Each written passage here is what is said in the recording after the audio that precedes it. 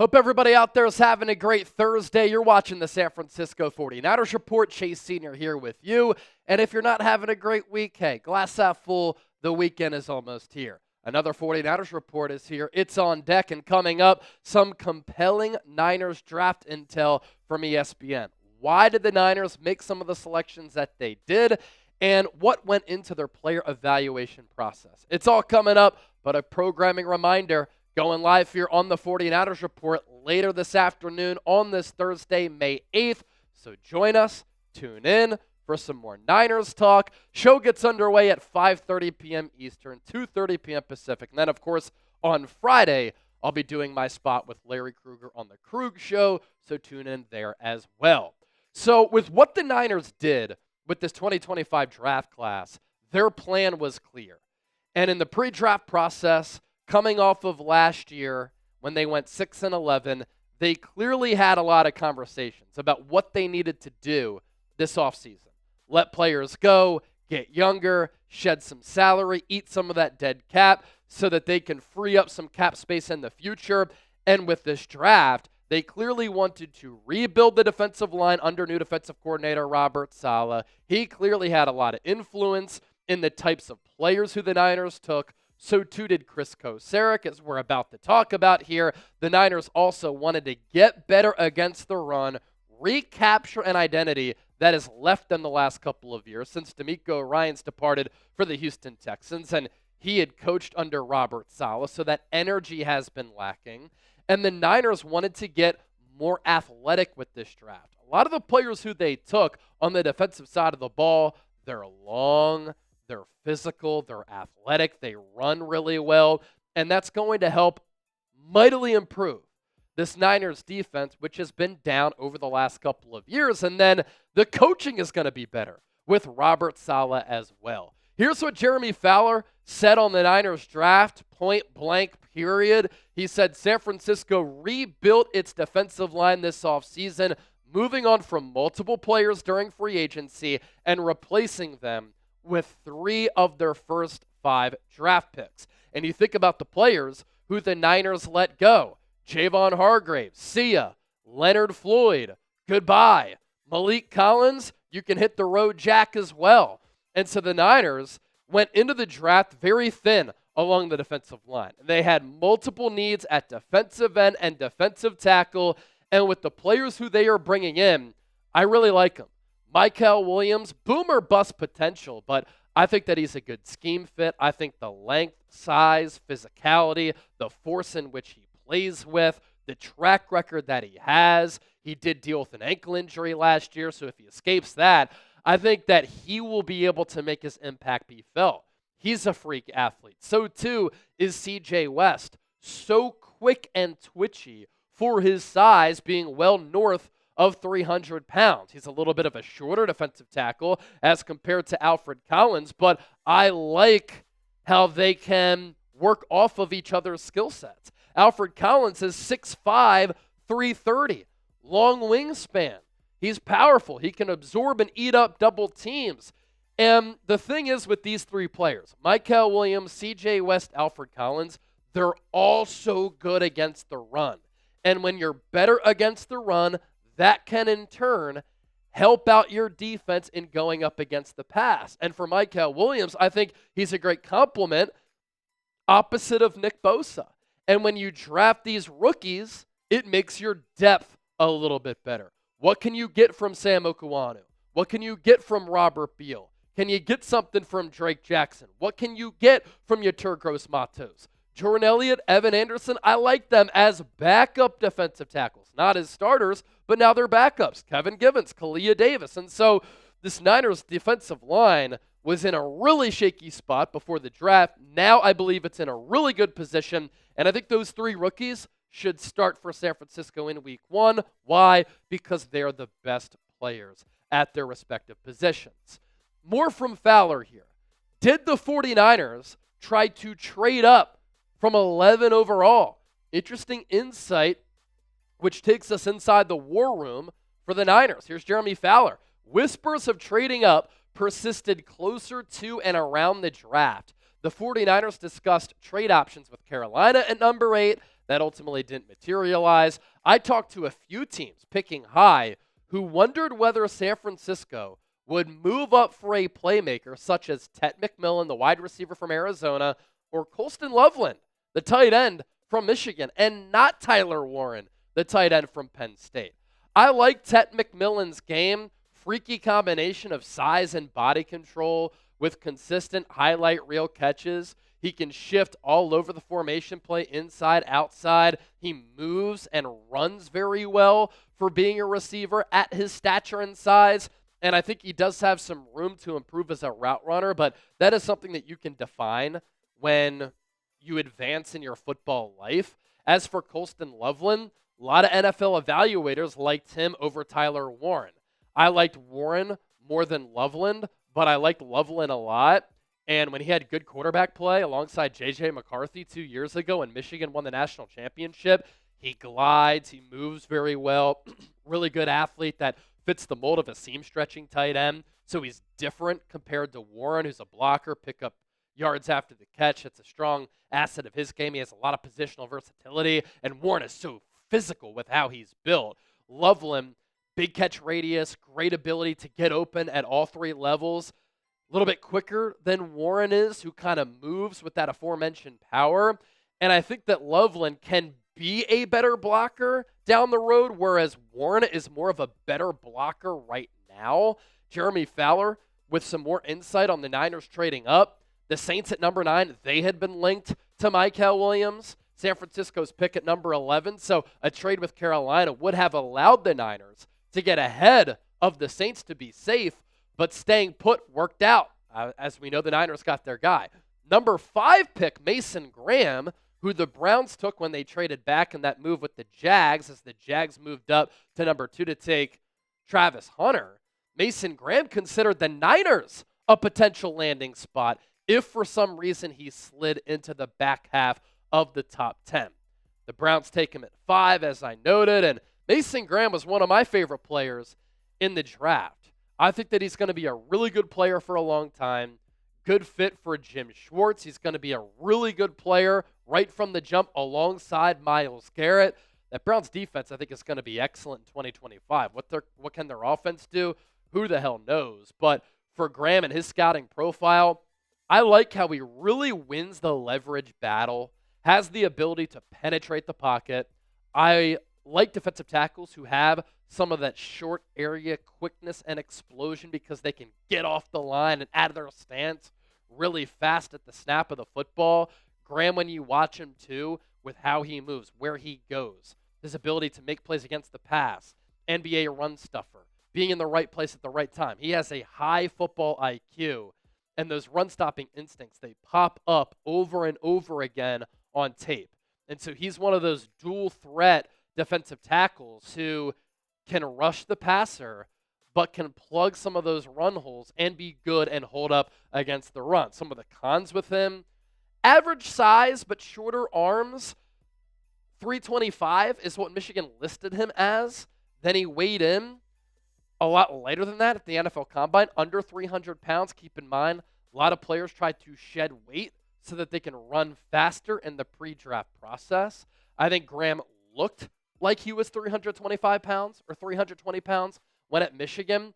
Sometimes Graham, too, has a limited pass rush arsenal. So, too, does a player like Mykel Williams. But, again, you develop that over time. These players are still young in their respective football lives. And I also think Graham can improve against double teams because sometimes he lacks some of that play strength. But sometimes we make too much of the measurables. Sometimes you just have to look at the tape and you have to look at the numbers.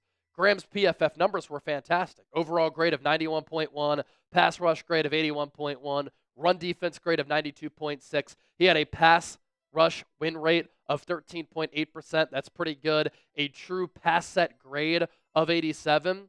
And he had 20 hurries. So Graham is what we call a safe pick. And I'm not sure there's a ton of room for him to get a lot better. I think he's going to be very good. But with Mykel Williams, he's more of a projection. He's more of a boomer bust player.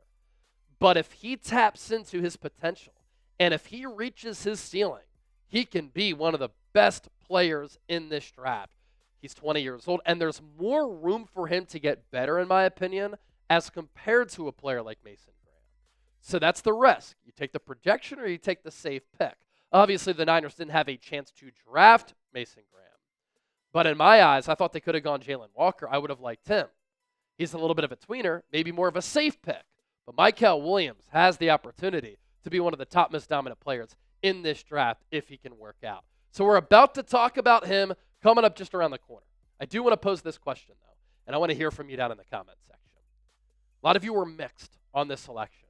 Do you like the decision to draft Mykel Williams? L for like, D for dislike. Share your thoughts with me.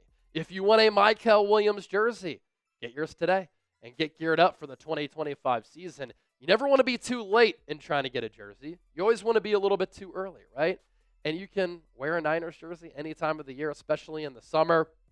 Niners rookie minicamp, by the way, on Friday and Saturday. Be on the lookout for a rookie minicamp winners and losers video. Williams going to be rocking the number 98. It's listed as number 1 because he was a first-round pick, but it'll come in the number 98. Chatsports.com/49jersey. Get your jerseys today, and you can also find other Niners jerseys by using that link. So as we know, and as I queued up, the Niners stood pat at number 11 for Mykel Williams. Kyle Shanahan, John Lynch both thought that maybe he was going to go earlier. The Niners weren't going to be able to get their guy. They seemed to have fallen in love with Williams in the pre-draft process. Here's what Fowler had to share about Williams specifically. Williams had top 10 buzz early in the draft process. Then some teams tried to knock his modest production, 14 sacks in 40 college games, and a 4.76 40-yard dash. But things always regress to the mean closer to the draft when athletic traits win out. So Williams went somewhere close to his proper range, and his length and bend is among the best in this draft, perfect for the Niners defense. I do believe that Mykel Williams is a great fit for this Niners defensive scheme. I thought at times at Georgia he played out of position, although I do like the positional versatility to play defensive end or line up as a 3-tech defensive tackle. He can set the edge and is arguably the best edge setter in this draft class. The Niners really covet that for defensive ends because it helps you so much on the defensive side of the ball. Williams is also so strong at the point of attack. He's also one of the strongest players in this draft, in addition to what Fowler had to share. I think right away he's going to be able to help the Niners in stopping the run. He has an NFL body, frame, strength, and physicality right now at 20 years old, and he can continue to get better and work on his athletic profile. When you turn on the tape throughout his Georgia career, he had a lot of wow plays on tape. Right now, he can win with a bull rush and a pull move. I do want to see him add to his pass rush arsenal. The length is ridiculous. And Brian Baldinger did a great interview with Larry Krueger on the Krug Show. And Baldy, who was an NFL offensive lineman for a long time, was talking about why length is important. And he was talking about it and sharing why it's important because if a defensive lineman is long, sometimes you just can't grab their body. And they're so hard to control. And so they can throw you off of them to get to the ball carrier against the run or to get to the quarterback. A nearly 83-inch wingspan for Mykel Williams. He's smart, good leader, versatile. I like his motor, good family genes. His mom and dad were athletic freaks. There's room to grow at only 20 years old. Yes, he had production issues, but context is important, right? He only averaged 33.5 snaps per game last year. This is a player who, after his freshman year, people were like, he might be the number 1 pick a few years from now. He was a starter as a freshman on a team at Georgia that won the national championship that had a bunch of NFL players on that side of the ball. He was also hobbled by an ankle injury all year. He hurt it week 1 against Chip's Clemson squad, so that lingered all year. The speed that he has, 4.7. I think that's moving pretty quick for that size, but it's not impossible to guard. I don't know if it's going to catch a lot of offensive tackles by surprise. Again, needs to add to his pass rush arsenal. Boom or bust, but man, if he booms, again, we're talking about a really special player. And here's what John Lynch had to share about some conversations that went on inside the facility. He said, I was just talking to defensive line coach Chris Koceric, and he said this when we went through our draft meetings. I think Mykel Williams is the best edge setter in college football. I think he's the best edge setter in this draft class. So if that's the premise of one of the things that's a hallmark of what we want in an edge guy, he does it extremely well. And I think that that was impressive. And with that ability that he showed time and time again at Georgia, him, Alfred Collins, CJ West, they're going to be able to help the run right now. And in turn, that's going to be able to help your defense in 2025. The length, power, athleticism, very notable for Mykel Williams. Yes, he needs to refine that pass rush, but playing in the wide nine could help him get there. It's going to give him a longer runway to use his speed and power to his advantage. Things aren't going to be clogged up as much, and so I think that can help him. It's also going to give him more room to have a pass rush plan, which sometimes he lacks. But as far as the versatility goes, too, on third downs, you put him at defensive tackle. That's something that the Niners like to do a lot in that NASCAR package. Mykel Williams going up against guards. Yeah, I like that matchup. And the career numbers, yeah, you'd like to see a little bit more production. 14 sacks in 40 games, but how about 85 pressures? That's more than 2 pressures per game. Good TFL numbers, and I think the sack production can get better. But again, it's the run fit and the scheme fit, the length, the athleticism that the Niners really like.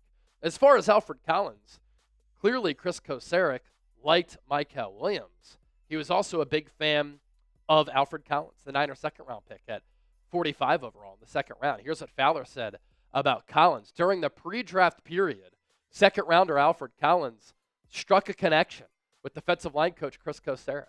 Collins played high school ball in Bastrop, Texas, less than an hour away from Koceric's hometown of Rockdale.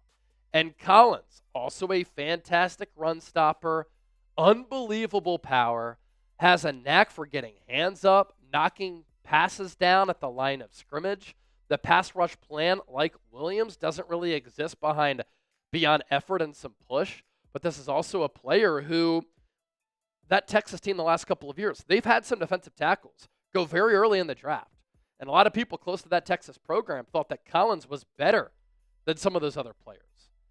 And with Collins, too, he's been extremely durable.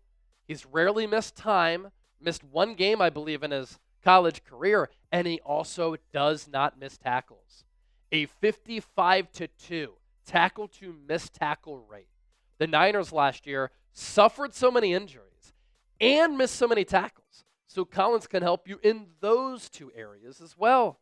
So these big dogs up front, they're going to make their presence felt right from the jump, I think. And if I'm the Niners, I'm starting Collins, West, and Williams along that defensive line with Nick Bosa week 1 right from the jump. So grade this Niners draft class, A, B, C, D, or F. Get those red pens out. You judge it. You be the scout. You be the front office executive. We'll see you live here in a little bit. And as always, thanks for watching the show.